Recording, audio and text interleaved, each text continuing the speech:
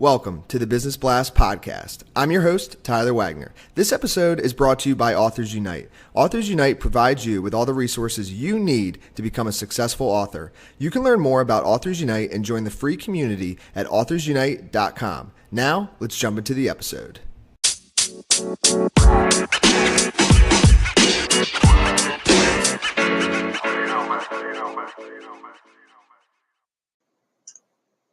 All right, everyone. Welcome back to another episode of the Business Blast podcast. I'm your host, Tyler Wagner. Today, I have Don Wittman with us. He's an expert known for teaching advancement of technology for a better future. His breakthrough LinkedIn strategies are uniquely structured as a pool strategy system for greater LinkedIn results. So welcome to the show, man.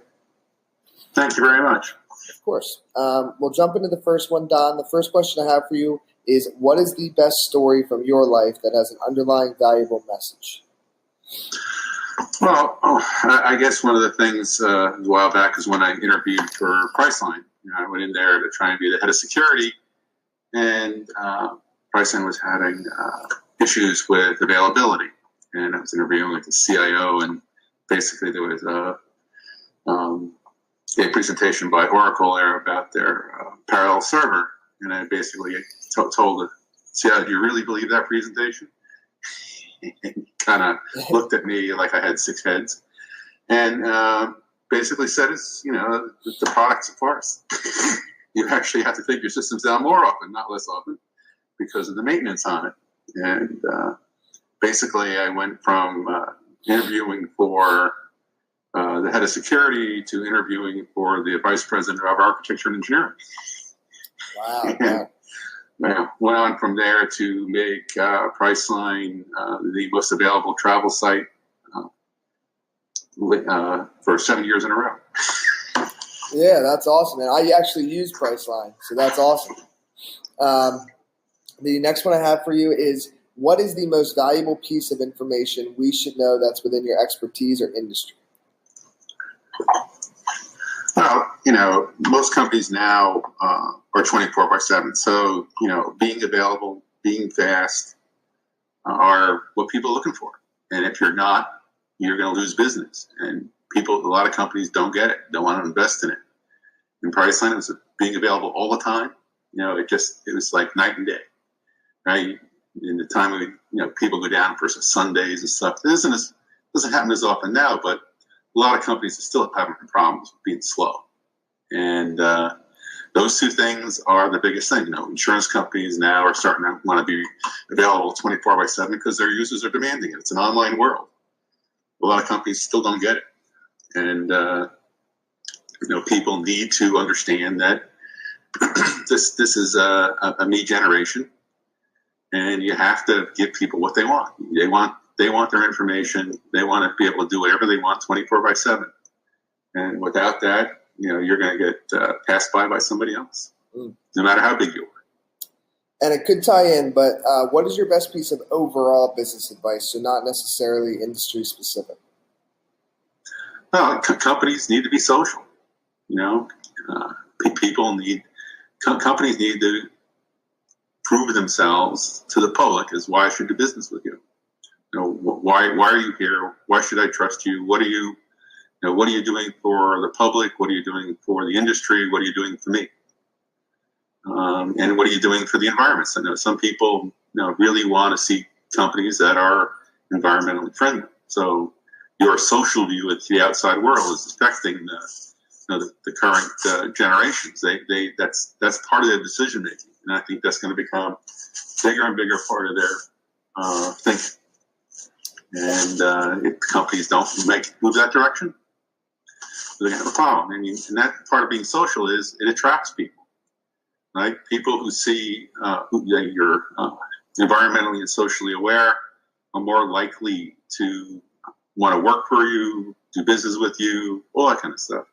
And it's really important. And some of the big companies are just starting to get it. Mm. And if you could give your younger self one piece of advice, what would that be?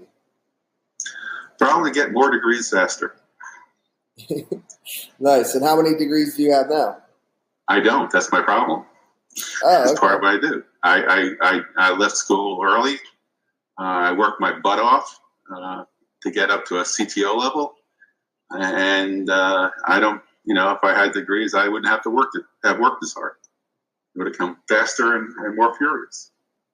So the problem is a high school diploma and a college diploma aren't what they used to be. Today's, the college sheepskin is the same as a high school diploma, right? It's just one of those check boxes. So if you want people to consider more of your education, you really need to get a master's in something or an MBA to prove that you're in business. There are so many people out there, particularly in the upper parts of the industry, executives who have many degrees, who have several degrees.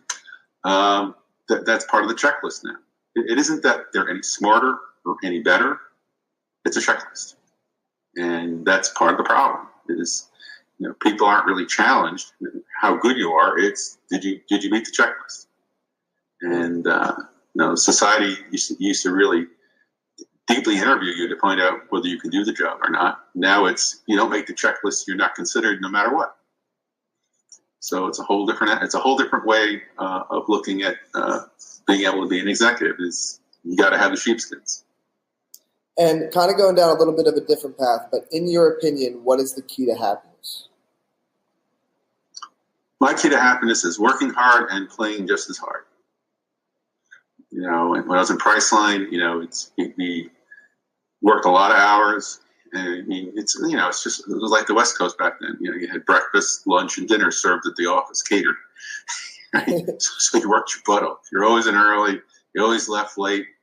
But when we got on vacation, we partied hardy. And when I was there, you had 5 weeks vacation. I mean, I can barely even take it all. And they allowed me to work. In summertime, I had a family place up in the ocean in Maine, and I could work from up there. I could work anywhere in the world, and it was great. And that's part of being working hard and partying hard is you get all that energy built up to get things done, be very, very successful, and you get the other benefits that come with it. And that, most companies realize that if you're a hard worker, you can get a lot more leeway and you can have a lot more family time and fun time. And what is the best book that you've read, and what was the number one thing you learned from that? How to Win Friends and Influence People. And it's all about that. I'm an engineer by training, and we're kind of geeky. Don't have a lot of social skills, and people really want to be able to talk to you. They want to be able to communicate, and how do you convince them that you're doing the right thing and they're part of the team? You have to be able to talk to them. You have to be able to communicate with them. The world is about teams. Right? You have agile. It's all about teams. There's no more individual, right? Everything is teams. Everybody has to work together. No one wants to get, this guy is the God's gift to programming or whichever way you want to do it, or God's gift to marketing. People don't want to hear that. They want us you want to be good, but you have to work as a team.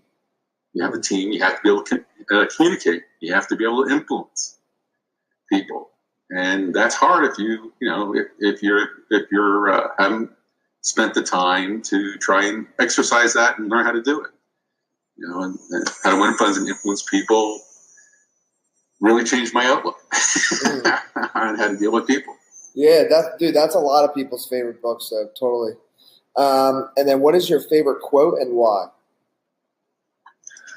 Well, it's not really, it's a quote that is sort of put together, it's not really by a person. This is sort of an engineer's quote. When I do projects or buy stuff, there are 3 things that matter: cheap, better, fast. Right? That's what you need to think about. That's what makes the world go round. 2 out of 3 is good. 3 out of 3 is great. It's a pure techie thing. When I go down to my CFO, I got a project. It's good. It's cheap, better, and fast, and he gets his money back quick. He doesn't think twice about signing the check. Got it. Makes sense. So and they love it. The the best thing about a CFO who is talking his language, and what qualifiers he's looking for. Am I going to get my money back?